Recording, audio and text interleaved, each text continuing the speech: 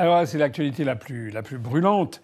Effectivement, vous avez raison de citer ça. J'ai même encore vu bien mieux, puisque j'ai vu sur LCI que Madame Ruth Elkrief, que je pensais être une journaliste encore jusqu'à récemment, Madame Ruth Elkrief a fait une espèce d'éditorial pour expliquer aux téléspectateurs de LCI que le monde entier nous envie Macron. Je crois qu'on a dépassé maintenant la Corée du Nord. Je crois vraiment qu'en termes de cire-pompe, de cirage de pompe du grand leader, on n'a jamais vu quelque chose de pareil. Dans le monde entier ne nous envie pas. Macron, il est la risée du monde entier. Ce que je pense de la couverture journalistique est une chose, les faits en sont une autre, et je voudrais aborder les deux sujets par le même mouvement. Alors déjà, la couverture journalistique, on voit que Macron est aux abois. Et il y a eu des instructions certainement qui ont été données à tous les médias subventionnés. Je rappelle que tous ces médias touchent de l'argent. Enfin, notamment les médias papier. Le journal Le Monde touche plus de 6 millions d'euros, sans compter l'aide par éventuellement USAID, etc. Donc en fait, tous ces journaux, et la presse écrite comme la presse audiovisuelle, bénéficient des largesses du pouvoir. Et ça, c'est le premier point. Le deuxième point, c'est qu'à l'évidence, il y a des instructions qui ont été données pour transformer le voyage de Macron en un succès. D'abord parce que la situation est extrêmement mauvaise en France à tous les égards, notamment en matière économique, mais en matière politique, en matière institutionnelle, en matière de la paix, enfin dans tous les domaines, c'est la catastrophe. Et donc, évidemment, en plus de ça, il y a l'affaire Candace Owens, dont personne ne parle, mais qui est dans tous les esprits et qui ronge intérieurement le régime Macron. Face à tout ça, eh bien, Macron a donné des instructions, sans doute, pour qu'on le présente comme le héros de la situation.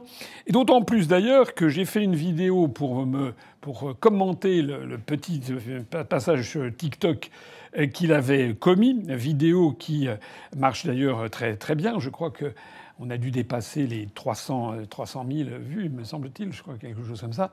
Ça, c'est tout à fait considérable. Je suis d'ailleurs persuadé que M. Macron lui-même, ou en tout cas son entourage proche, regarde certaines de mes vidéos, puisque j'ai déjà noté à plusieurs reprises qu'il y avait des réactions très rapides à ce que je pouvais dire.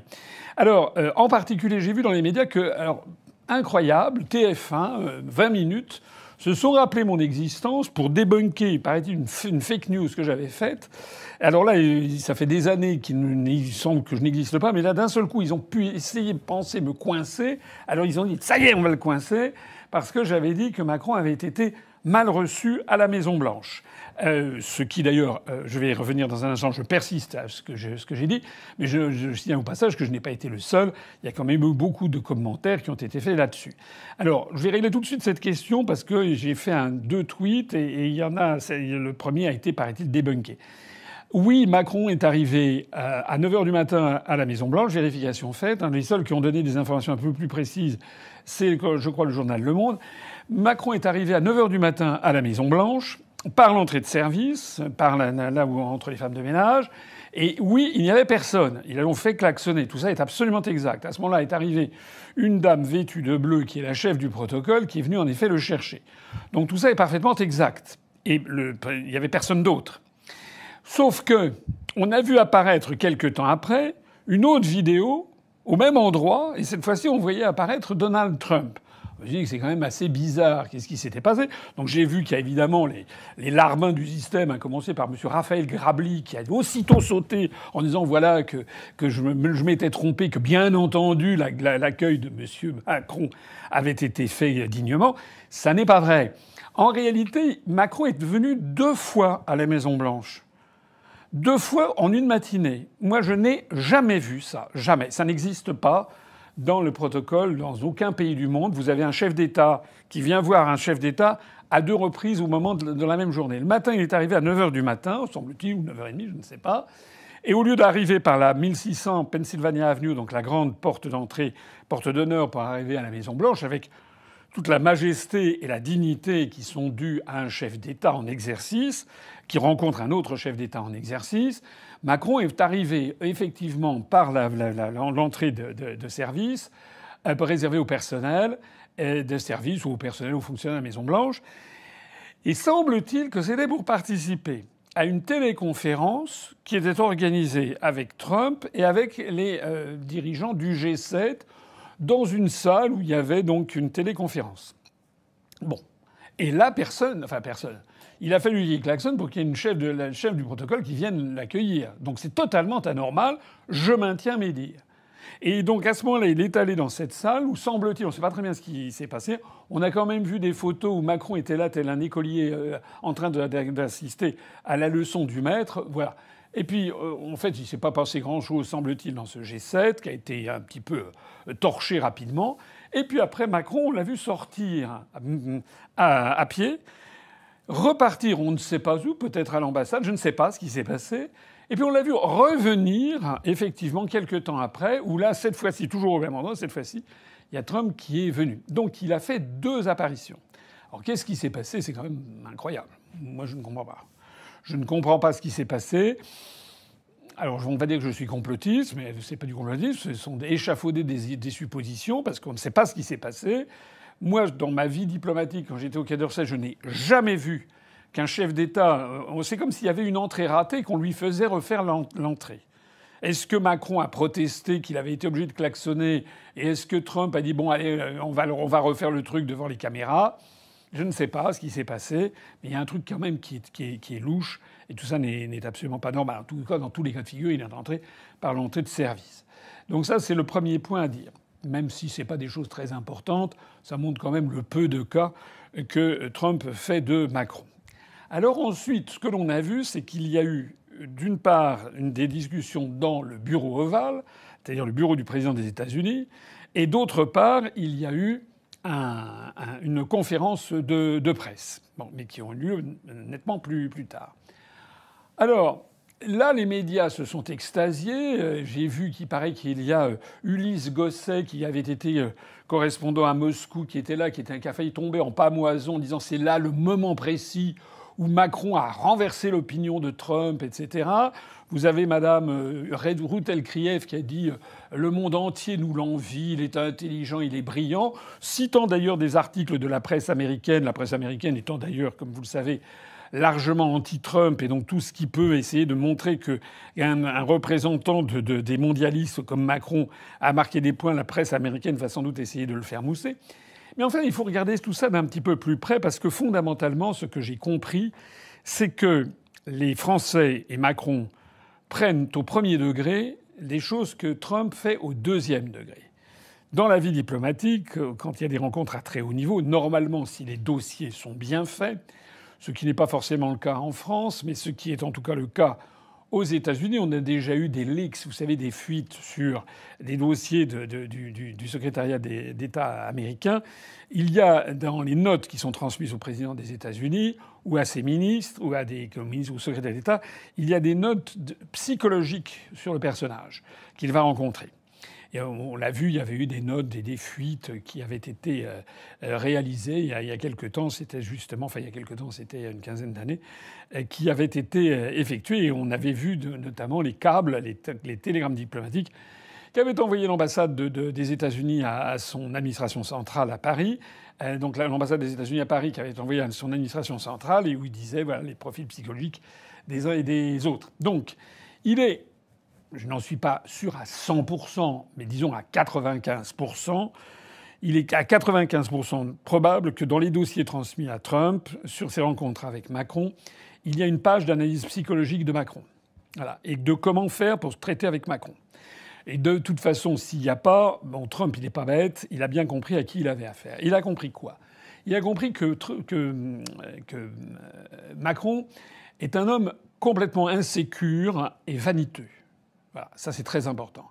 Et donc il a compris qu'on peut... C'est d'ailleurs souvent le reproche que l'on fait aux Français.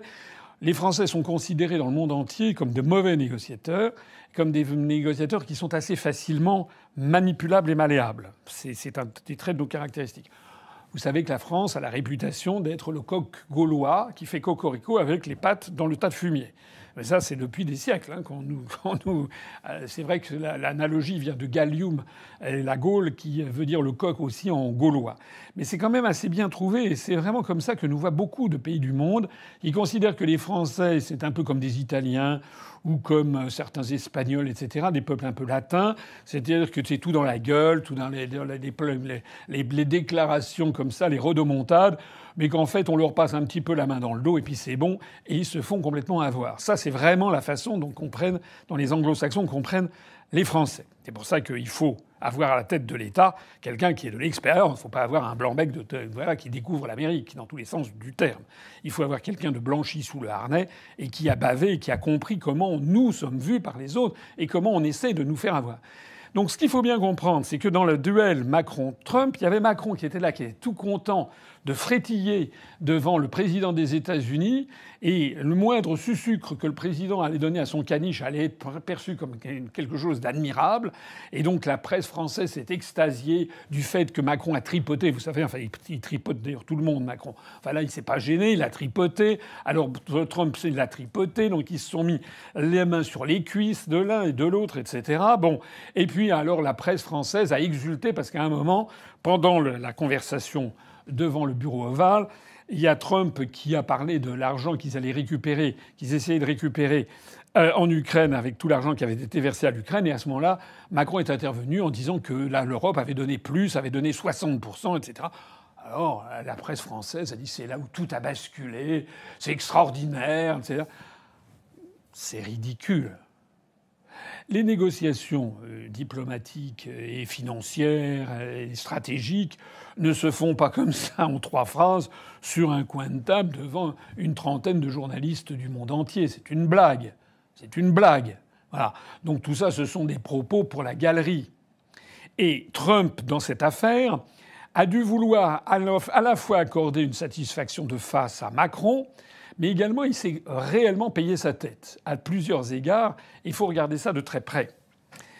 D'abord, il a laissé Macron le tripoter, etc. Mais il a éprouvé le besoin de se lancer, Trump, dans toute une évocation devant les médias qui ont répercuté ça dans le monde entier, en tout cas aux États-Unis, en Europe, etc.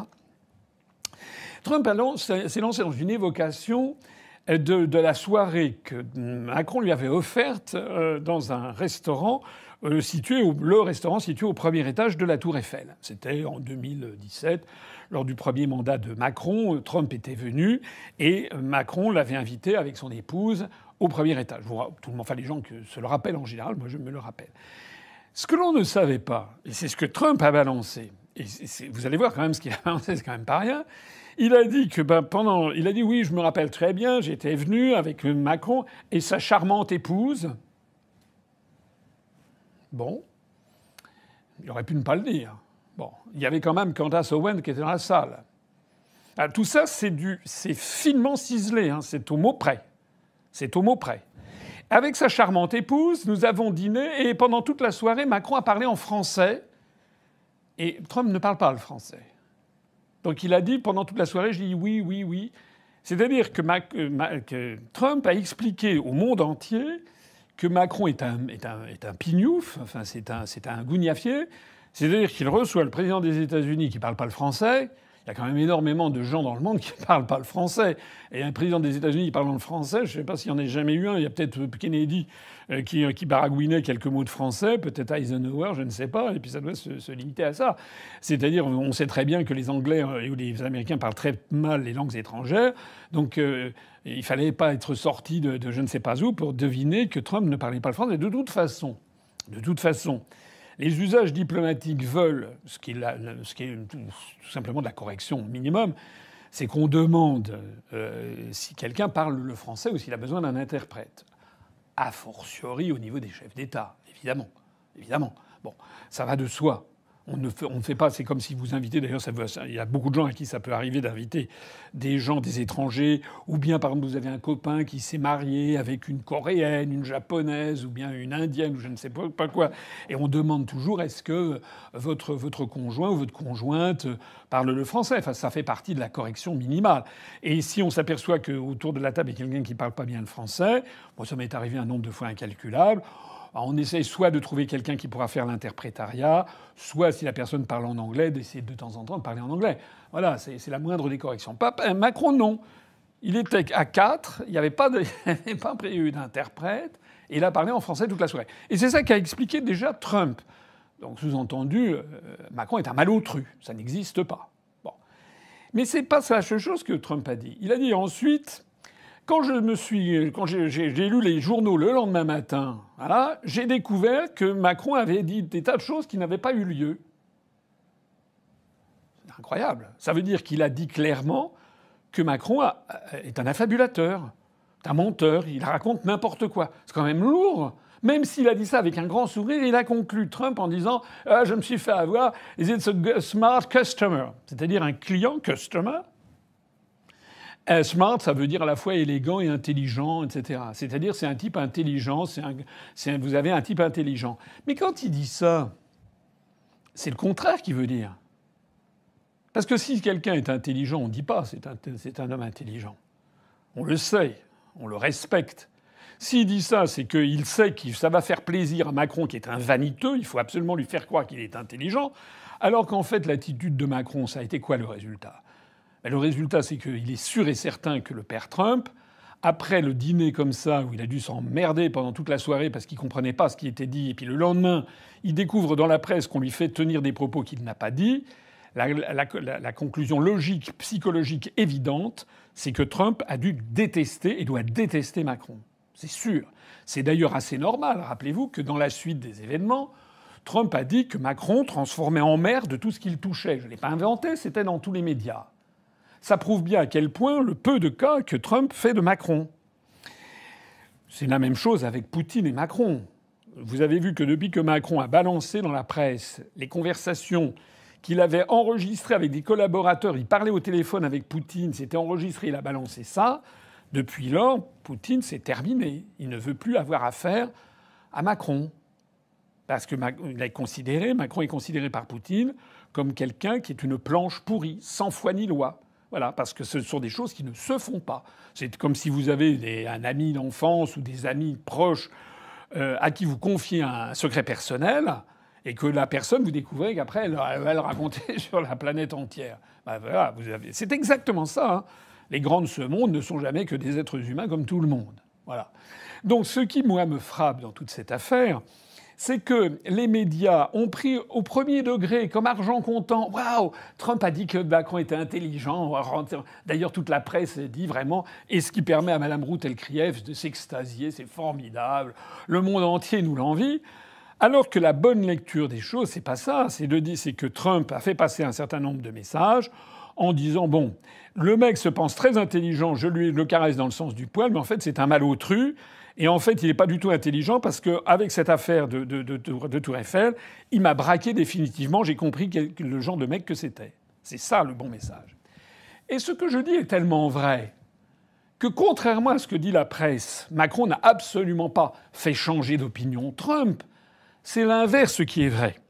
Il n'y a qu'un témoignage dans la presse que j'ai lu, j'ai pas lu toute la presse. Il y a un témoignage, il y a un article qui est le moins mauvais que j'ai lu, c'est du journal Le Monde, justement, et qui a été fait justement sur... Ils ont titré ça « Un dialogue de sourds », ce qui est gentil. Et où ils ont montré qu'en fait, Macron n'a rien obtenu du tout. C'est même pire. C'est que pendant que Macron faisait ses rodomontades et que Trump disait « Il est intelligent, votre type », au même moment, à l'ONU, il y avait une résolution à l'Assemblée générale des Nations unies qui avait été présentée par les Européens et l'Ukraine, qui dénonçait l'agression russe contre l'Ukraine et qui demandait la paix, etc. Et cette résolution, la même, avait été présentée, je crois, en 2023 ou 2024. Je crois que c'est en 2023, le même genre de résolution. À l'époque, il y avait eu 146 États sur les 193 États membres des Nations unies, 146 qui avaient voté pour cette résolution, dont d'ailleurs les États-Unis d'Amérique. Et il y avait eu, je crois, quelque chose comme 5 contre cette résolution, dont la Russie, bien sûr, et il y avait eu, je ne sais plus, quelque chose comme une soixantaine d'abstentions. Alors que là, celle qui a été votée à l'Assemblée générale, on est passé de 146 pour à 93, c'est-à-dire en dessous de 50%. La résolution à l'Assemblée générale qui condamnait la Russie a fait moins de 50% des... Ils sont passés de 146 à 93. Hein. C'est très très important. Une perte de 53 États. C'est-à-dire il y a plus d'un tiers des États qui avaient voté pour qui n'a pas voté. Le nombre d'abstentions est passé de 65, je crois, je sais plus ce que j'ai dit. Enfin, c'est aux alentours de 65. En revanche, le nombre d'États qui ont voté contre la résolution, eh bien, il passait de 5 à 18, dont d'ailleurs les États-Unis d'Amérique, mais aussi, parce qu'il ne faut pas les oublier, il y a des États, il y a un État, la Hongrie, on n'en parle pas beaucoup, c'est quand même un État membre de l'Union européenne qui a voté contre, ce qui prouve que l'Union européenne n'est pas du tout unie sur cette question. Il y a un État dont alors là, les médias ne parlent absolument jamais, c'est assez curieux, mais c'est quand même un État assez important dans le monde, en tout cas dans les questions diplomatiques, c'est l'État d'Israël. Donc en fait, dans les médias français, on accable les pays qui ont voté contre. Ils disent oui, les États-Unis ont voté comme la Corée du Nord ou la Russie, regardez avec des affreux jojo, mais ils omettent de dire que l'État d'Israël et la Hongrie ont voté comme les États-Unis, ont voté contre, de même d'ailleurs que le Sénégal, le Mali et un certain nombre de pays d'Afrique francophone qui nous ont tourné le dos. On est donc passé de 5 à 18 pays. Donc ça, c'était la première gifle pour Macron. Parce que même si la résolution a été adoptée à une minorité de 48% des États, il y avait quand même, ça a témoigné d'un effondrement du soutien à la position ukrainienne. Mais il y a eu pire encore. C'est qu'au même moment, enfin quelques heures après, les États-Unis d'Amérique ont présenté devant le Conseil de sécurité des Nations unies, donc c'est cette instance suprême, l'Assemblée générale, les résolutions ne sont pas contraignantes. Donc finalement, le vote, c'est un vote un peu de la popularité, si l'on peut dire. La popularité de l'Ukraine est encore majoritaire, relative, c'est pas la majorité absolue, mais relativement majoritaire. Mais elle est en effondrement, elle a perdu un tiers de ses soutiens. La popularité de la Russie est en forte croissance. Mais ça, ce sont les résolutions de l'Assemblée générale qui ne sont pas majoritaires. En revanche, au Conseil de sécurité, les décisions, les votes au Conseil de sécurité ont force de loi au regard du droit international. Or, les États-Unis d'Amérique, quelques heures après, ont présenté une résolution qui demandait l'arrêt des hostilités en Ukraine, la fin des hostilités au plus vite, etc. Il fallait rétablir la paix.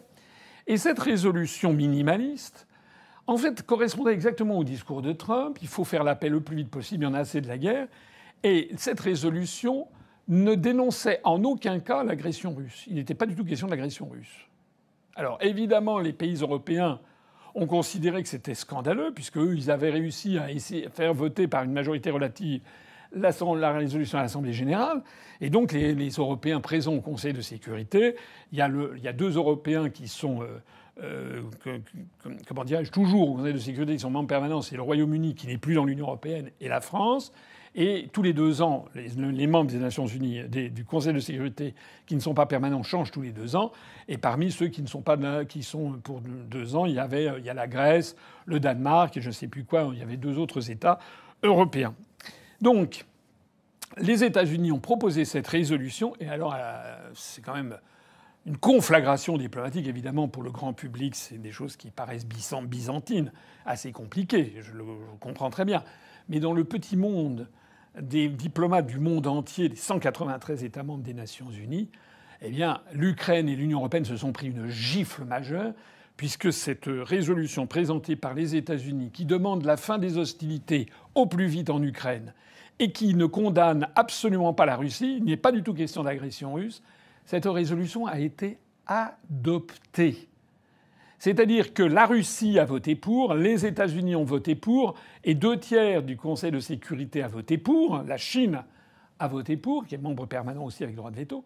Mais l'humiliation la plus délicieuse, si l'on peut dire, pour ce monde de diplomates, c'est que ni le Royaume-Uni ni la France n'ont voté contre.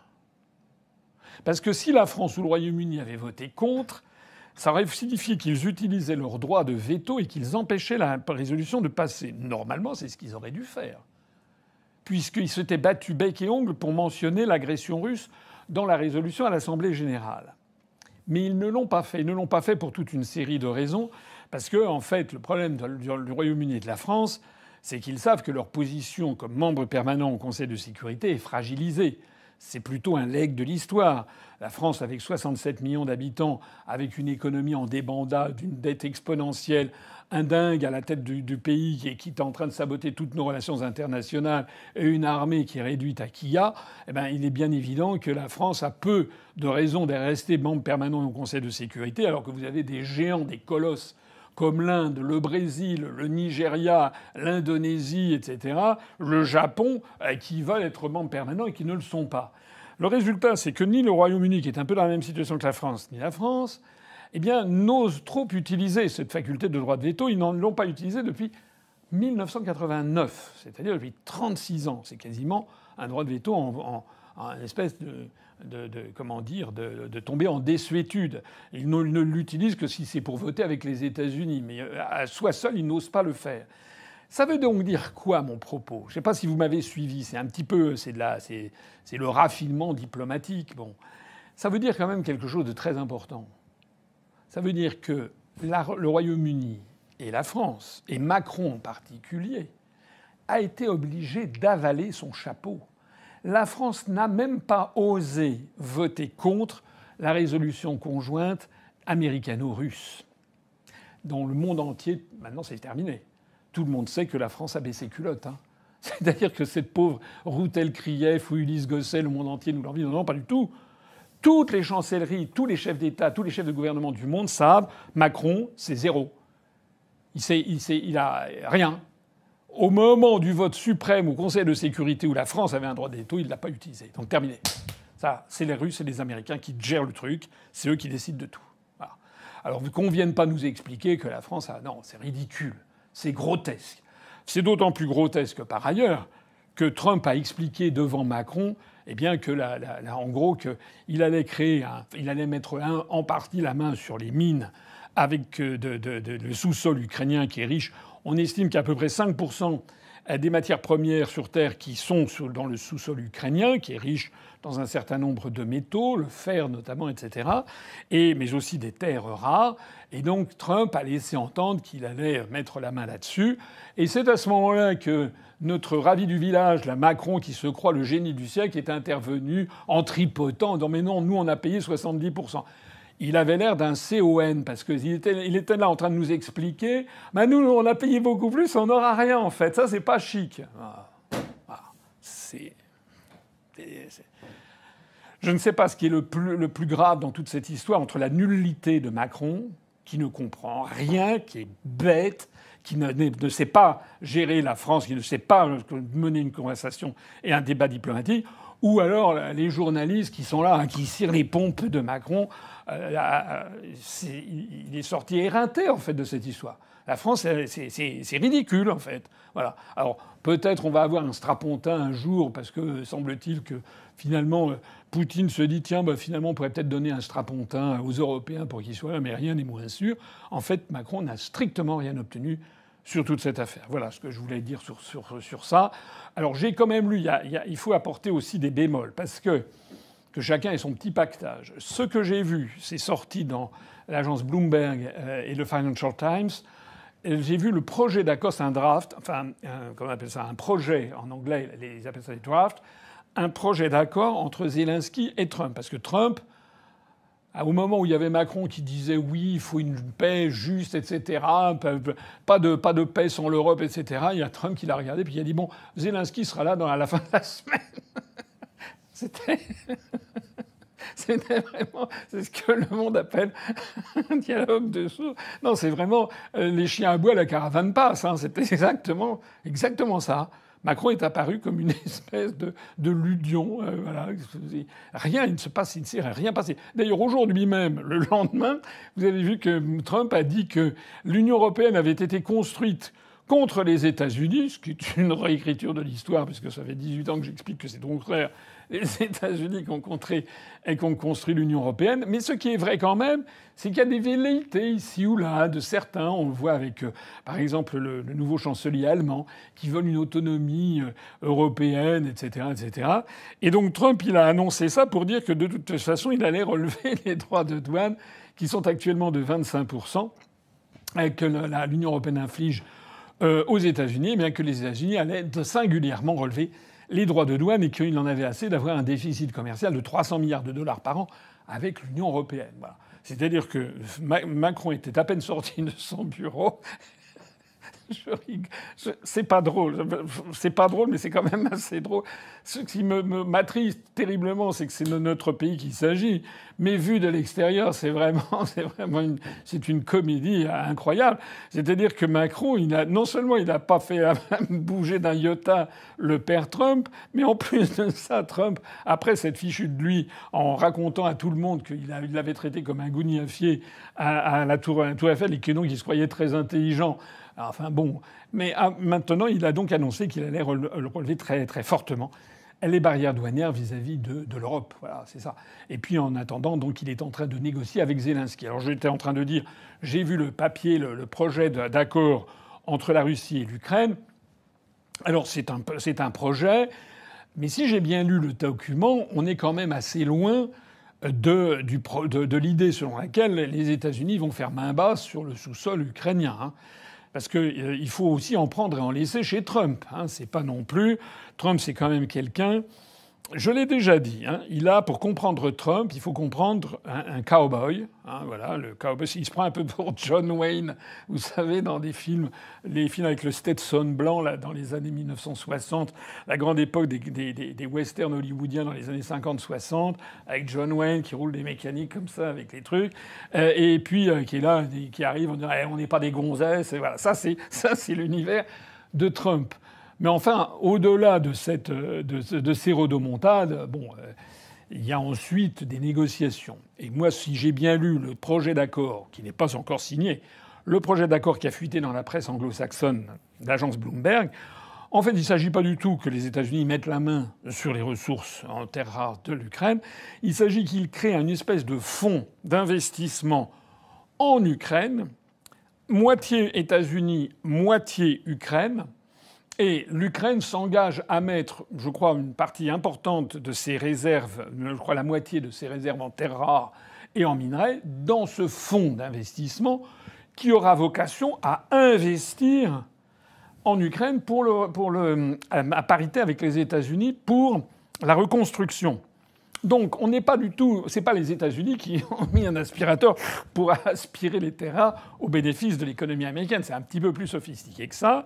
C'est une espèce de truc style un peu plan Marshall cofinancé, mais c'est quand même évidemment avantageux pour les États-Unis parce que ça veut dire que l'Ukraine va consacrer une part très importante de ses ressources en matières premières, en minerais, etc., ou en terres rares, pour investir ça, pour que ces ressources irriguent ce fonds d'investissement conjoint avec les États-Unis, ayant vocation à la reconstruction. Mais comme ce fonds est un fonds conjoint avec les États-Unis, où les États-Unis mettent de l'argent, il y a fort à parier, 95% de probabilité que l'écrasante majorité des contrats qui seront passés de reconstruction seront au bénéfice d'entreprises américaines.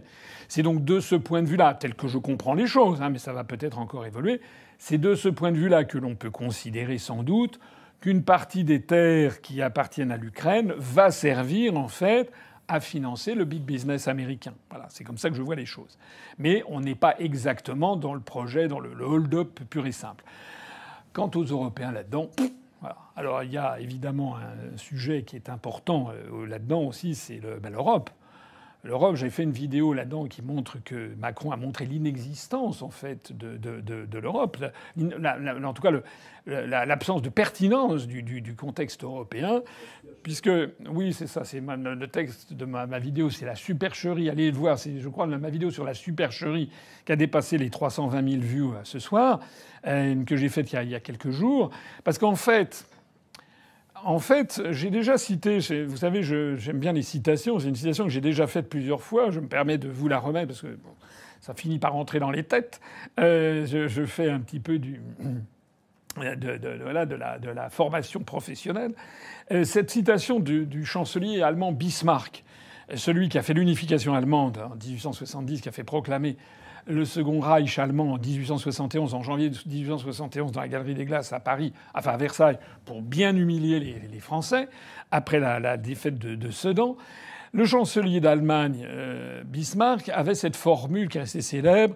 En allemand, c'était « Wer von Europa spricht, hat Unrecht ». Ce qui veut dire « qui parle d'Europe ment ou se trompe ou a tort ». C'est génial. C'est-à-dire que Bismarck disait, à chaque fois que quelqu'un commence à parler de l'Europe, il se trompe. Parce que c'est un concept qui est faux. C'est tout et rien, l'Europe, en fait. Eh bien, Macron est en train de le prouver. Quand il dit qu'il s'est proclamé... Allez voir mon truc sur ma vidéo sur la supercherie européenne. Macron a voulu être à la tête d'un conglomérat d'États où il y avait le Royaume-Uni. Il me semble quand même avoir appris que le Royaume-Uni était sorti de l'Union européenne. Il me semble que le même Macron nous avait expliqué en 2017-2020 que si jamais le Royaume-Uni sortait de l'Union européenne, le Royaume-Uni allait basculer dans l'espace-temps et on disparaîtrait sous les flots. En tout cas, il avait dit qu'il y aurait au moins 300 000 personnes de la City londonienne qui viendraient. Il avait dit on mettra le tapis rouge, etc. Il y avait même, je crois, tel ou tel journal du Nord, Nord-Éclair, ou peut-être pas Nord-Éclair, ou La Voix du Nord, ou je sais pas quoi, qui avait fait une pleine page avec un tapis rouge. Bienvenue, welcome in France, etc. pour les investisseurs. Il n'y en a pas eu 2 qui sont venus. En fait, et Londres est toujours la plus grande place financière en Europe. Voilà. Donc Macron nous avait expliqué que le Royaume-Uni, en dehors de l'Union européenne, ça serait la catastrophe. Maintenant, il se raccroche au Royaume-Uni, il se raccroche à Keir Starmer. En revanche, dans l'Europe de Macron, il n'y a pas Viktor Orban, le Hongrois, qui a dit que Scholz et lui, Macron, étaient en fait des frustrés parce qu'ils voulaient maintenir la guerre. Ben, voilà. Ils ne voulaient pas de la paix. Voilà. Donc tout ça pour dire... On n'a pas encore tout vu. On va voir les événements qui vont suivre maintenant cette opération. Mais il faut absolument retenir de tout ça que la réaction des médias français à cet épisode de Macron à Washington, elle est très grave en fait. Parce que, à l'exception du journal Le Monde qui a fait un article assez juste quand même, qui a montré qu'en fait ça avait été un dialogue de sourds. Ils sont pas allés jusqu'au bout. Parce qu'un dialogue de sourds entre un éléphant et une puce, le dialogue de sourds n'est pas exactement égal. Hein. Il vaut mieux être l'éléphant sourd que la puce sourde pour se battre avec l'éléphant. Mais donc, en tout cas, ils ont quand même montré qu'il n'y avait eu absolument aucun accord. Et puis que, par ailleurs, ce qui s'est passé aux Nations Unies, ça a été une gifle pour Macron terrible. Et la suite des événements, voilà ce qu'on apprend aujourd'hui au sujet des droits de douane des États-Unis. Alors voilà, au total, on attend la suite des événements. Moi, je trouve quand même, quand je lis le projet d'accord Trump-Zelensky, qu'on est quand même loin des rodomontades de Trump. Et puis Trump commence à prendre des positions un peu chèvre-chou. Voilà. C'est un peu flou en définitive. D'ailleurs, il y a quelques signaux qui ne sont pas hyper extraordinaires venant des États-Unis. On a l'impression que c'est un petit peu brouillon. Voilà. Il y a eu l'épisode de Musk qui a lancé comme ça une lettre à tous les fonctionnaires d'État de dire qu'il fallait qu'avant vendredi, ils répondent avec des bullet points, comme on dit en américain, c'est-à-dire avec des points, les 5 tâches qu'ils font dans leur boulot. Bon, c'est un peu délirant quand même. D'ailleurs, vous avez vu que le nouveau directeur du FBI, Kash Patel, la nomination d'ailleurs, la confirmation de Kash Patel à la tête du FBI est en soi une révolution. Mais enfin, lui-même, il a quand même défendu ses troupes. Je trouve que c'est quand même assez maladroit de la part de Trump et de la part de Musk de prendre comme ça, bille en tête, les fonctionnaires. Même s'il est vrai que les fonctionnaires fédéraux sont majoritairement anti-républicains. Je me rappelle ce vote qu'il y a eu pour la présidentielle, je crois, dans le Washington DC, comme on dit DC, ça veut dire District of Columbia. C'est le périmètre de la capitale fédérale qui n'appartient à aucun État. Vous avez les 50 États des États-Unis, mais la capitale fédérale, c'est un territoire un peu séparé du reste qu'on appelle le district de Columbia. Dans Washington, D.C., il y a eu, je crois que Mme Hillary Clinton a fait quelque chose comme 90% des suffrages. Ça prouve qu'effectivement, Trump, comme je le disais tout à l'heure, le John Wayne comme ça sortant de l'Oklahoma ou de l'Arkansas en roulant des mécaniques, c'est pas exactement le profil sociologique des fonctionnaires fédéraux. Et le problème qu'il y a, c'est que ça fait quand même du monde. C'est pas forcément très très habile de se mettre à dos quand même des centaines de milliers de fonctionnaires. Enfin, c'est mon point de vue.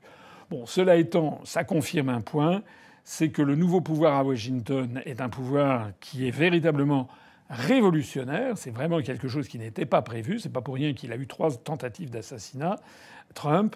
Et ça prouve aussi que dans toutes les révolutions, c'est comme ça, tous les phénomènes révolutionnaires, il y a toujours des côtés un petit peu brouillons qui l'emportent. Tout simplement parce que ce sont des gens qui arrivent, qui ont été sevrés du pouvoir pendant des années, qui parfois même n'y ont jamais eu accès et qui se livrent parfois à des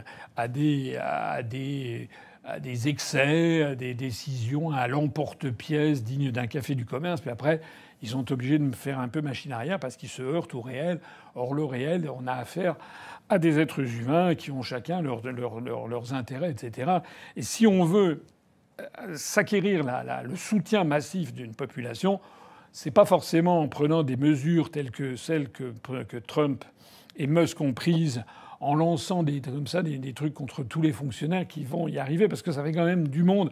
Et puis c'est un petit peu enfantin. Voilà. Quand je dis ça, je ne dis pas qu'ils ont tort par ailleurs d'essayer de rationaliser les dépenses. Ils en font déjà beaucoup. Il y a déjà beaucoup de travail qui est fait par le Doge.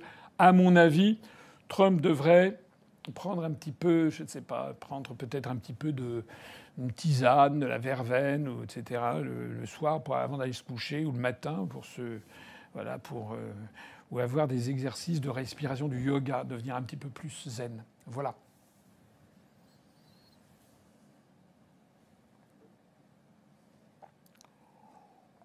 Une question du chat de André Poisson. Président, votre réaction sur l'arrestation de Georgescu en Roumanie? Merci.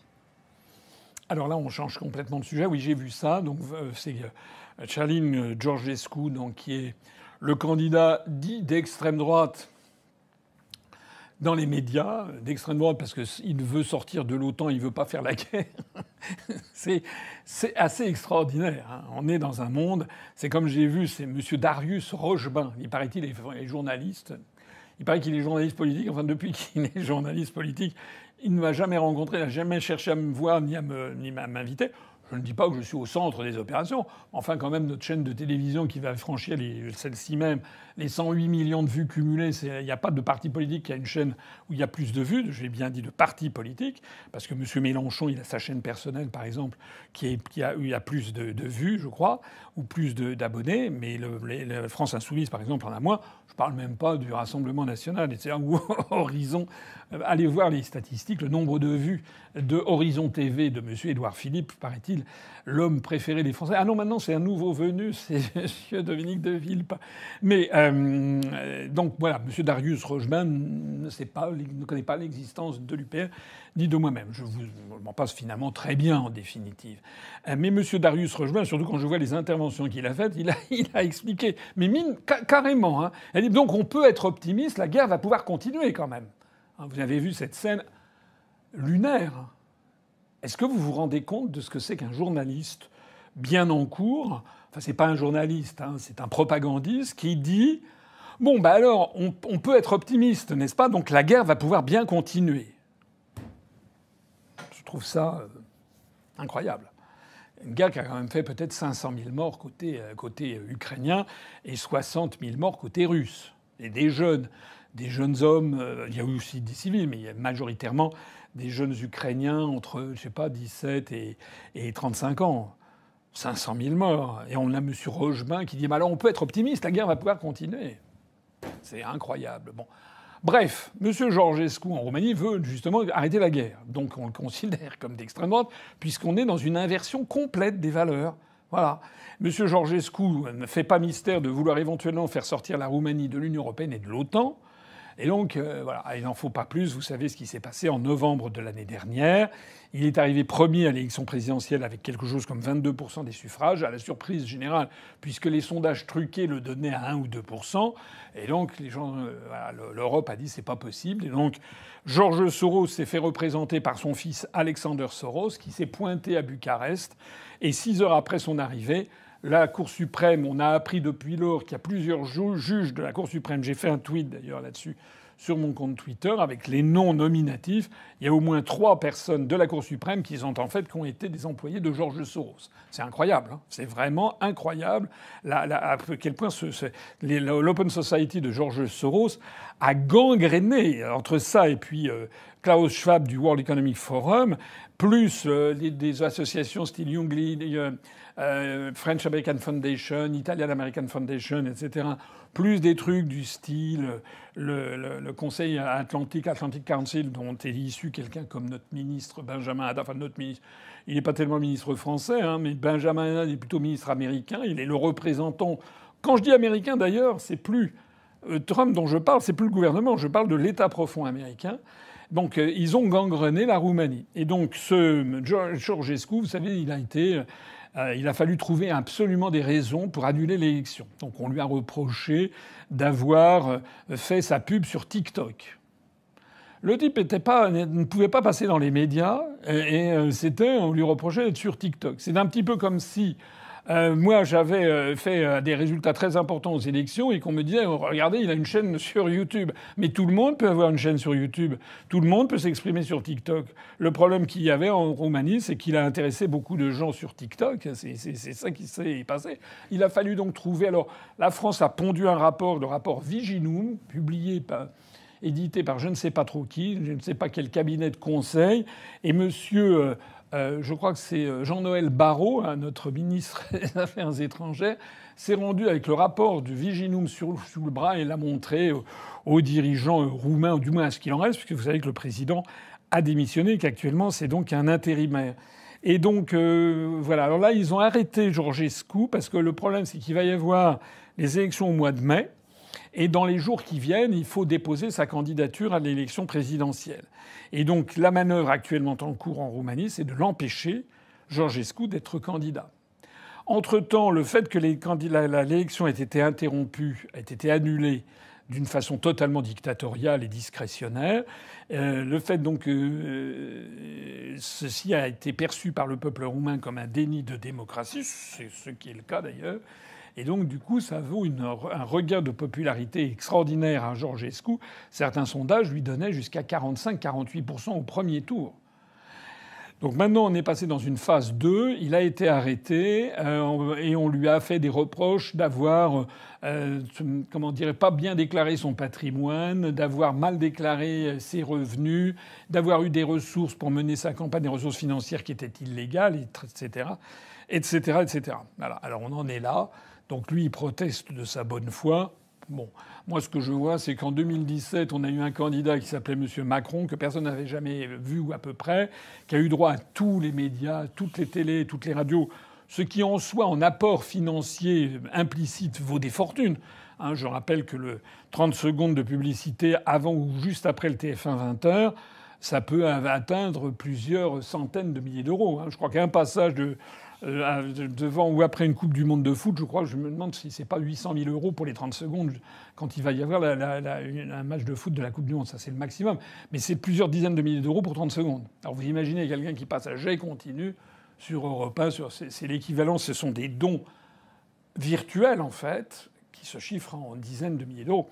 C'est d'ailleurs une des choses que j'avais demandé à la Commission nationale des comptes de campagne, c'est que en France, par exemple, il faut montrer patte blanche, il faut montrer quand on a fait une réunion publique, ils nous ont demandé d'avoir quasiment les photos. Madame Gargasso, notre trésorière, avec un zèle admirable et une abnégation qui ne l'est pas moindre, a pris en photo, a montré, a donné la liste des cacahuètes que l'on avait achetées, etc. C'est incroyable. Parce que la misère qu'on nous fait à nous, à SNCF-CFP. Mais rappelez-vous que, par exemple, comment s'appelle-t-il, Sarkozy, lui, il avait fait 2 fois le plafond maximum de dépenses, qui, je crois, était aux alentours de 10 millions d'euros. Donc lui, comme un grand, il avait dépensé 20 millions d'euros. Bon, ça, c'est mal terminé. Il a ensuite été condamné, mais enfin, pas à grand-chose. Mais voilà, c'est un peu la même chose. Donc moi, je ne sais pas quelles sont les finances de M. Georgescu. Enfin, il y a un proverbe que l'on trouve dans les fables de La Fontaine, hein, c'est que voilà, qui veut noyer son chien l'accuse de la rage. Voilà, c'est exactement ce qui est en train de se produire. Alors c'est grave, c'est très très grave, c'est très très grave parce que ça signifie que on est devant un retour en arrière phénoménal. On se retrouve dans la Roumanie des années 50. C'est ce qu'a dit d'ailleurs, je crois, Georgescu quand il est sorti de garde à vue. Et moi, je crains malheureusement qu'il ne puisse pas être candidat à la présidentielle. Et si c'est le cas, ça va aggraver la tension, parce que les Roumains ne sont pas des enfants de cœur. Enfin, il y a des enfants de cœur en Roumanie. Je sais qu'il ne faut pas parler en généralité. Enfin bon, le peuple roumain, c'est quand même pas un peuple qui a une réputation de passivité. Voilà. Alors, la façon expéditive dont ils ont envoyé le couple Ceausescu ad patres, comme on dit, comme ils les ont liquidés sous les caméras, rappelez-vous, à un moment de l'affaire de Timișoara, montre que c'est quand même un peuple qui ne donne pas forcément dans la dentelle et qui peut s'énerver. Donc je ne sais pas où va la Roumanie, mais la situation, à mon avis, est grave en Roumanie. Elle mérite en tout cas tout notre soutien. Il y a quand même quelque chose de favorable pour Georgescu, c'est quand même que les États-Unis d'Amérique se sont emparés de son cas. On l'a vu lorsque le vice-président Vance, lors de son discours spectaculaire à Munich, a justement attiré l'attention du monde entier sur l'affaire roumaine, et en dénonçant, sans citer son nom, mais il a dénoncé implicitement l'inénarrable Thierry Breton, cette espèce d'escroc de la République qui a planté toutes les entreprises où il est passé, qui n'a plus aucun mandat, qu'on continue d'inviter largement d'ailleurs dans les médias, alors qu'il ne représente rien que d'autre que la bêtise et la corruption. Eh bien, monsieur le vice-président des États-Unis s'en est directement pris à lui en disant qu'il était inimaginable, depuis les États-Unis, qu'un commissaire européen se félicite d'avoir arrêté les élections en Roumanie et se propose de faire la même chose en Allemagne. Donc si les Roumains empêchent Georgescu de se présenter, il est possible que l'oncle Sam prenne des mesures de rétorsion. C'est tout à fait envisageable. Ça serait d'ailleurs souhaitable. On est dans une situation d'inversion complète, puisque les gens qui me suivent depuis 18 ans savent que je n'ai jamais mâché mes mots sur les États-Unis d'Amérique, au point qu'on me traitait d'anti-américain, au point que Madame Léa Salamé, en 2014, quand j'étais passé, ou 2015, 2014, quand j'étais passé chez Laurent Ruquier, on n'est pas couché, la seule et unique fois où je sois passé d'ailleurs seul dans une émission grand public comme ça, Madame Léa Salamé m'avait dit que je faisais de l'anti-américanisme primaire. Mais maintenant, c'est elle qui fait l'anti... Enfin, c'est son compagnon, c'est Raphaël Glucksmann qui fait l'anti-américanisme primaire.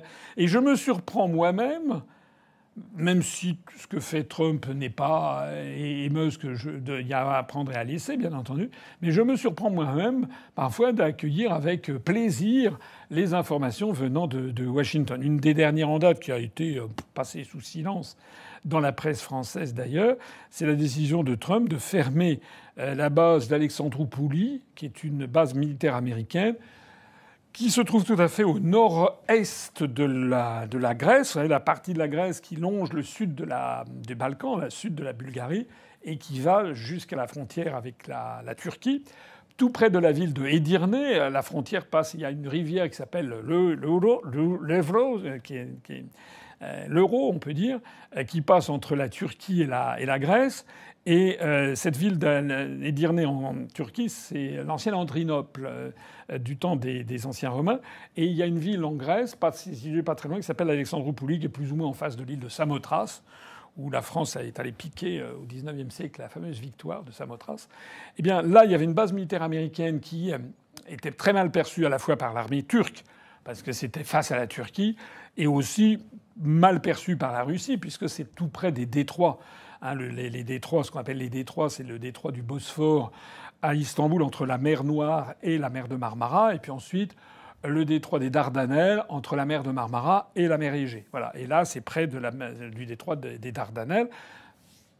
Trump annonce la fermeture de ça. Alors évidemment, il y a 700 ou 800 bases militaires américaines dans le monde, donc il y a le temps de voir venir. Mais enfin, c'est quand même la première fois qu'on a aux États-Unis, enfin moi, depuis que je suis en bambin et que je m'intéresse à ces questions, je n'ai jamais entendu parler d'un président des États-Unis qui annonce, comme il l'a annoncé, qu'il allait réduire de 34% le budget militaire du Pentagone en 5 ans, c'est-à-dire quelque chose comme à peu près moins 8% tous les ans. Il l'a dit, c'est quand même incroyable. Et qui, joignant le geste à la parole, eh bien, annonce la fermeture d'une première base militaire américaine en Grèce. Voilà. Alors moi, je trouve extraordinaire, normalement tous les partis pacifistes, toute la gauche européenne, les écologistes, etc., tout le monde devrait s'extasier de ça. Mais pas du tout. On est dans un monde de l'inversion complète. Ceux qui se félicitent de ça sont taxés d'extrême droite, alors que vous avez des écolos, Madame Marine Tondelier par exemple. Marine Tondelier,